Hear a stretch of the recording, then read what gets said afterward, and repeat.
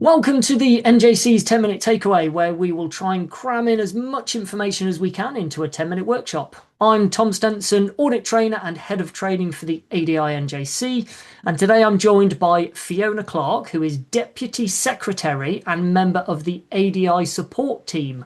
Thank you for joining us, Fiona. Hi, Tom. Thanks very much. In today's topic, we are going to be discussing instructor conduct and professional practice, and our 10 minutes starts now. So, within your role, Fiona, as support, ADI support, what advice would you give to instructors that are listening about staying within the professional boundaries that we have as driving instructors? I think the thing to remember is that although we spend a lot of time with our pupils, is to remember we're not necessarily their friend. We are their tutor, we are their coach, we are their professional expert on how to learn to drive. We might form a close bond with that person over a period of weeks and months, but at the end of the day, we're there to teach them something, to educate them. We're not there to be their friend. So we don't want to be their best buddy each week. We don't want to be their friend on Facebook. We don't want them to be our best buddy in social media. And we don't want to necessarily hear about everything they've done at the weekend. Nor do we want them to know the ins and outs of our life as well. It's about we're here to learn, we're here to teach you, we're here to make sure that they pay for a service and they get that service. And I think sometimes, from my experience, people get a little bit confused or the boundaries get a little bit blurred between building rapport with a learner and, like you say, becoming their best buddy or their best friend. And I think sometimes driving instructors do blur those lines a little bit. So what would there be any specific advice that you could give to instructors that will help them to stay within those boundaries?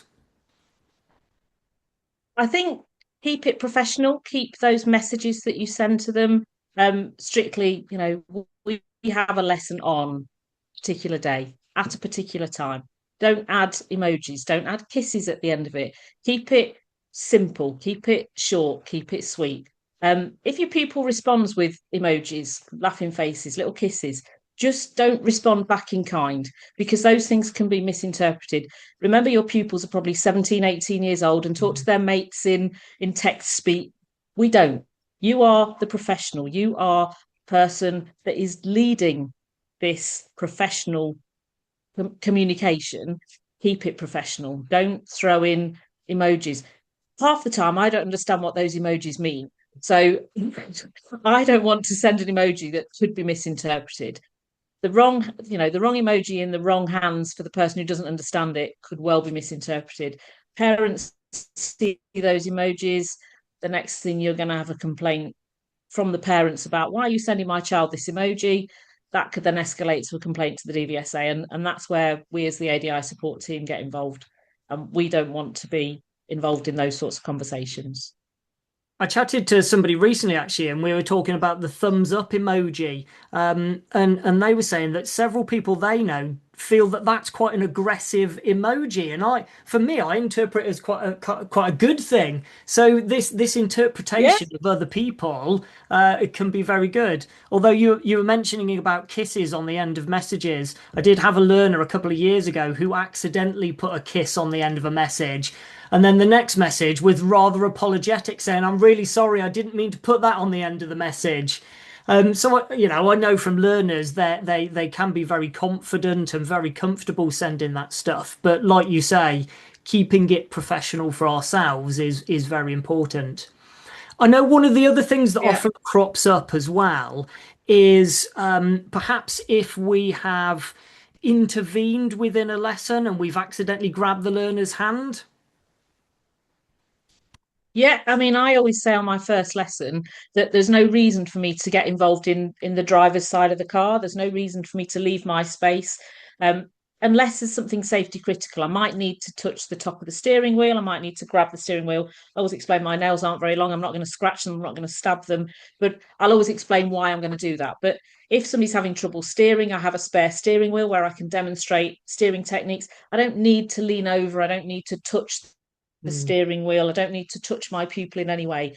The same way somebody needed to perhaps change gear, you wouldn't need to put your hand on the gear stick to demonstrate how to do that when the pupil's hand is on the gear stick. You don't need to put your hand on the pupil's hand on a mechanical handbrake, for example.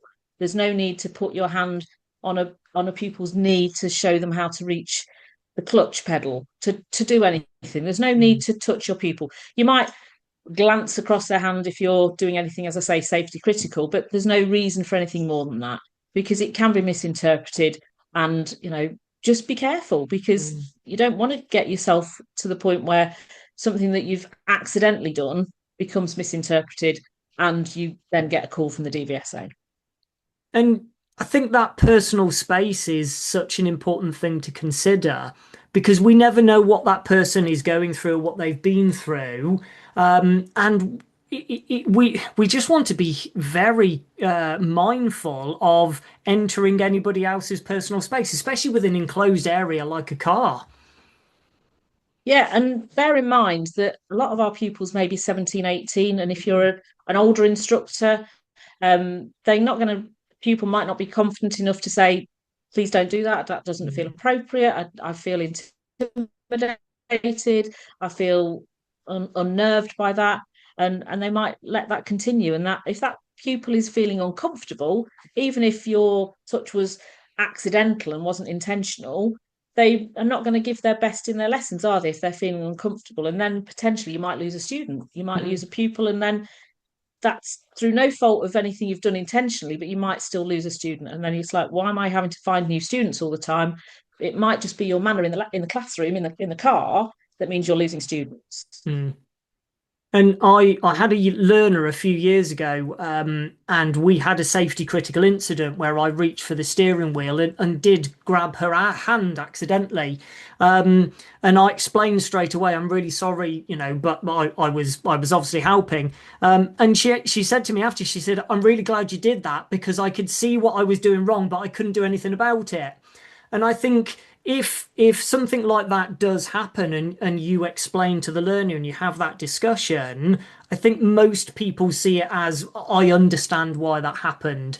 If it's happening every lesson, then there's clearly a bit of an issue. Yeah, potentially. I think that's right. Either the learner is needs more assistance earlier on, and you're getting into sort of territory you shouldn't be doing, or your teaching technique needs to be looked at, Mm. I would say.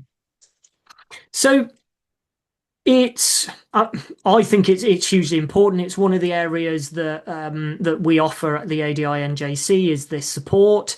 Um, it can be from people that I've spoken to. It can be quite scary when a complaint has been made. Could you give us just a quick overview of kind of what happens generally if a complaint is made?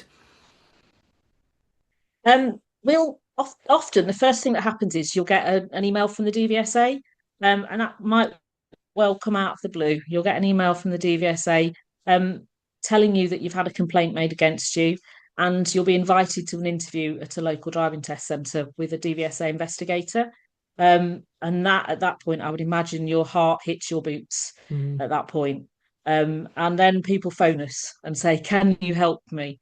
And if they're a member of the ADINJC, then yes, of course, we will help them.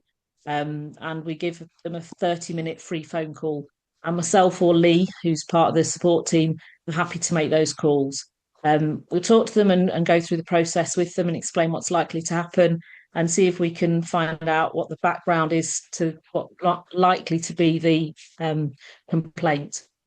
The DVSA don't really explain what the complaint is likely to be mm, to the DVS to the ADI, um, but we can phone up and actually try and find out a little bit more detail about you, about the complaint for you, um, and then assuming that the um, interview is at a convenient time, we can attend that interview or we can ask it to be moved, and somebody from the governing committee will try and attend that meeting with you.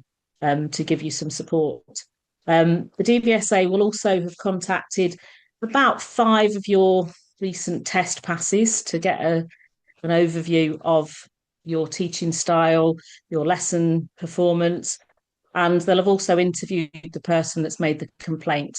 So they won't just take the sort of, I've got a complaint about my instructor, without actually doing some research first. They'll have done some research, and if they deem it to be worthy of an interview, then they will call you into interview, and we will support you in that interview. And it is a bit like the bill. They do actually have recordings, and it's a bit like they will read you your rights, a bit like the police do. So they'll interview you under caution, and once the complaint has been read out to you, the interview, we can stop the interview at that point and have a bit of a chat before we continue with the rest of the interview, and we will support you through that process. And so far this year, we've had a good success rate to make sure that we help people, retain their badge, because some of the complaints that go to the DVSA are unfounded, or they can be malicious. There are complaints that are accurate, and unfortunately do have some foundation, but everybody's entitled to have some representation alongside them as well.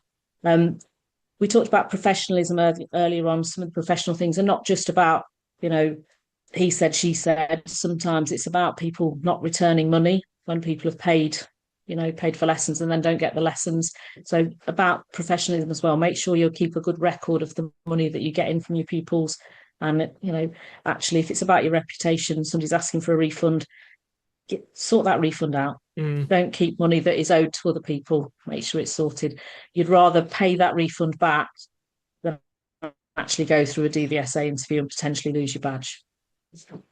Excellent. Fiona, that is the end of our 10 minutes. It goes by pretty quickly. Thank you very much for coming to join us. And hopefully, I think the takeaway from today is be professional. Try not to fall into the situation where you have to come and ask for Fiona and Lee's help. And if you would like more information, please contact the ADINJC and like and subscribe for the next videos. Thanks for joining us, Fiona. No problem. Thank you.